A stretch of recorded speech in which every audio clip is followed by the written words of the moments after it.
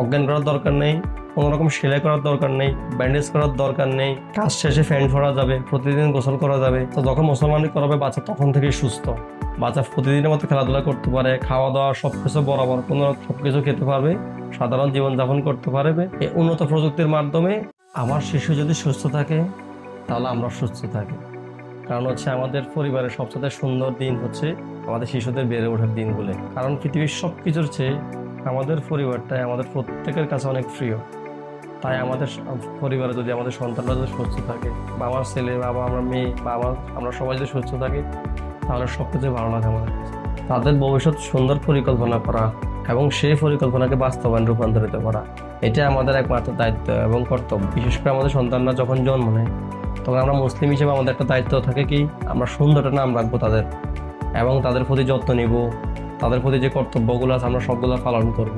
তাদের সুস্থ থাকার দিক থেকে, তাদের হাসি খুশির দিক থেকে, তারা কি চায় তাদের সবগুলো পূরণ করার দিক থেকে, এবং তার জীবনে কিছু বিশেষ উদ্দেশ্য থাকে, সে লক্ষ্যগুলো আমরা পূরণ করার চেষ্টা করি। আমরা তাদের সাধারণত জন্মের পর থেকে বা 10 বছরের ভিতরে তাদের খতনাটা সম্পূর্ণ করাটা, এটা আমাদের আসলে অনেক বড় একটা দায়িত্ব এবং কর্তব্য। এটা সুন্নত এবং এরপরে এটা হচ্ছে শরীরের দিক থেকে এটা অনেক গুরুত্বপূর্ণ। এটা অনেক গুরুত্বপূর্ণ কি, এটা সাধারণত আপনার যদি আপনার বাচ্চাকে সময় মতো খতনা সম্পূর্ণ না করেন তাহলে এটার কারণে অনেকগুলো রোগ হতে পারে।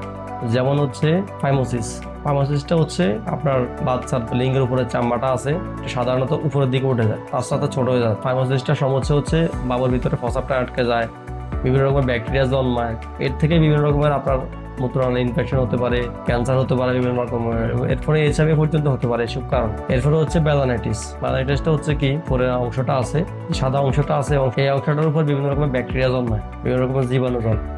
এরপরে এখানে আপনার বিভিন্ন রকম ফুসফুস দেখা দিতে পারে, লালচে হয়ে যেতে পারে, তারপরে ব্যাকটেরিয়া হতে পারে বা ক্ষত সৃষ্টি হতে পারে। তার বাবা আবার ভবিষ্যতের জীবনে যে সুন্দর একটা ভবিষ্যৎ আছে, ভবিষ্যৎটা নষ্ট হয়ে যেতে পারে। এরপরে হতে পারে ইউটিআই সাধারণত মূত্রনালীর সংক্রমণ হতে পারে। ইউটিআই সাধারণত একটা যৌনবাহিত রোগ, এটা সম্ভাবনা হতে পারে। এইচআইভি হতে পারে, হারপিস হতে পারে, এক কথা ক্যান্সার এবং এইচআইভি পর্যন্ত হতে পারে। তো আপনার সময় মতো আপনার বাচ্চাকে খতনা করা সম্পন্ন করান। এরপরে হচ্ছে এসটিডি এর ঝুঁকি বৃদ্ধি হয়। এসটিডি সাধারণত যৌনবাহিত রোগ। এরপর ফিনাল ক্যান্সার হতে পারে, এইচআইভি হতে পারে, হারপিস হতে পারে। তাই সাধারণত আমরা যাই কিছু করি না কেন, আমাদের প্রত্যেককে এই সবগুলা থেকে সুস্থ রাখার জন্য আমার ছেলেকে সময় মতো খতনা সম্পন্ন করতে হবে। খতনাটা আসলে অনেকজনে ভয় পায়, কারণ হচ্ছে আসলে আমরা সাধারণত আমাদের বাপ-দাদারা বা আমরা সাধারণত আগে পূর্ব খতনা করে আসছি, আমরা এই প্রসেসিংটা দেখে আসলে আমাদের অনেক ভয় লাগে। কারণ হচ্ছে সাধারণত আমাদের গ্রাম অঞ্চলে যারা খতনা করে তাদের হেজাম অথবা ওস্তা বলে, ওরা সাধারণত বাড়িতে আসে আপনার বাচ্চাকে বা খতনা সম্পূর্ণ করতো কোনো রকম লোকাল অ্যানেস্থেসিয়া ছাড়া অথবা কোনো রকম ব্যথানাশক মেডিসিন ছাড়া এটা সম্পূর্ণ করতো। তো আমরা যখন দেখতাম, আমরা যখন ছোট ছিলাম তখন দেখতাম আমাদের যারা বড় ভাই ছিল তারাই আসলে এটার নাম শুনলে ভয়ে পালিয়ে যেত, বা যদি তাদের ধরে আনা হতো আসলে তাদের চিৎকার চেঁচামেচি আসলে অনেক কষ্ট লাগতো। ভাই বলো, আলহামদুলিল্লাহ আমরা হয়তো সম্পূর্ণ করছি। অনেক কষ্টদায়ক, অনেক ব্যথাদায়ক, 10 থেকে 15 থেকে 20 দিনের মতো বিছানায় শুয়ে থাকতে হতো, হাঁটাচলা করতে, লুঙ্গি পড়তে অনেক কষ্ট হতো। তারপর প্রতি 2-3 দিন পর ড্রেসিংটা করে যে ব্যান্ডেজটা করা হতো এটা খোলা হতো, আসলে অনেক কষ্ট। এরপরে আসে ফার্স্ট জেনারেশনটা হচ্ছে লোকাল অ্যানেস্থেসিয়াদের বিভিন্ন ক্লিনিকে বা বিভিন্ন হসপিটালে লোকাল অ্যানেস্থেসিয়া ইউজ করে বা কোনো হসপিটালে অজ্ঞান করা হয়। বাবাকে লোকাল অ্যানেস্থেসিয়া দিয়ে উপরে যে চামড়া আছে বা লিঙ্গের উপরে চামড়া অংশটা আছে সেটা কাটা হয়, সেলাই করা ভালোভাবে, সেলাই করার পর ব্যান্ডেজ, এরপর 3-4 দিন পর ড্রেসিং করতে হয়। ড্রেসিং করা সম্পূর্ণ 2-3 দিন পর ড্রেসিং করতে হয়। ড্রেসিং করার 10 থেকে 12 দিন পরে উপরে সেলাইটা কাটতে হয়। 15 থেকে 20 দিন পরে বাবু সুস্থ হয়। এর মধ্যে যে প্রসেসিংটা হয় আসলে এটা কতটা কষ্টদায়ক বর্তমানে আপনারা জানেন। বাবু হাঁটাচলা করতে পারে না, বাবুর খাওয়া দাওয়া বাঁচতে হয়, আসলে এটা অনেক কষ্টকর। কেন আমাদের জীবনটা অনেক উন্নত করে দিয়েছে, যেমন কিভাবে বর্তমান পৃথিবীতে বিভিন্ন রকমের ডিভাইস ইউজ করা হয় বা বিভিন্ন রকমের স্টেপলার আছে, স্টেপলারগুলো ইউজ করা হয়। এগুলো আসলে বিভিন্ন রকমের দেশে আছে, ইউরোপ, আমেরিকা, আমাদের দেশেও শহর অঞ্চলে আসে বা ঢাকা বা চট্টগ্রাম ইত্যাদি। এই ডিভাইসটি ইউজ করার পরে কি লাভ হতে পারে? অজ্ঞান করার দরকার নেই, কোনো রকম সেলাই করার দরকার নেই, ব্যান্ডেজ করার দরকার নেই, কাজ শেষে ফ্যান করা যাবে, প্রতিদিন গোসল করা যাবে। তো যখন মুসলমানি করাবে বাচ্চা তখন থেকেই সুস্থ।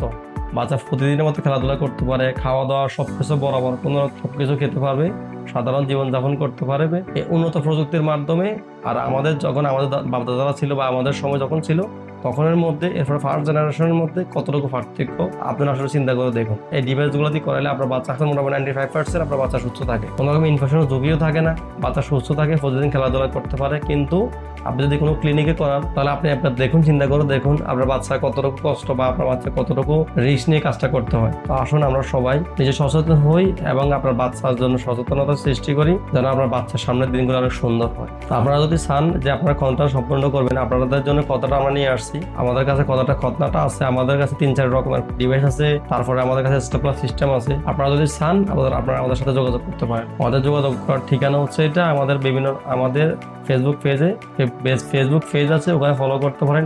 ইনস্টাগ্রাম পেজ আছে, ওখানে ফলো করতে পারেন। আমাদের ইউটিউব চ্যানেল আছে। আমাদের সাথে যোগাযোগ করুন, আমাদের কাছে আসুন, দেখুন বিস্তারিত। আপনারা নিজেরাও দেখুন কিভাবে কাজটা সম্পূর্ণ করা হয় আর কতটুকু সেফ, আপনারা দেখলেই বুঝবেন। তো আমাদের ফেসবুক পেজ লাইক দিন, কমেন্ট করুন, এবং আমাদের ইউটিউব চ্যানেল আছে, লাইক দিন, কমেন্ট করুন বা সাবস্ক্রাইব করুন। বা আপনার যদি কোনো মতামত থাকে, জিজ্ঞাসা করা থাকে, তো আমাদের সাথে যোগাযোগ করতে পারেন, অথবা আমাদের ফেসবুক পেজে অথবা ইউটিউব চ্যানেলে আপনারা কমেন্ট করতে পারেন। তো আপনার বাচ্চার সুস্থতা কামনা করি, আপনার বাবু সুস্থ থাকুক, আপনার পরিবার সুস্থ থাকুক, এটাই কামনা করি। আসসালামু আলাইকুম।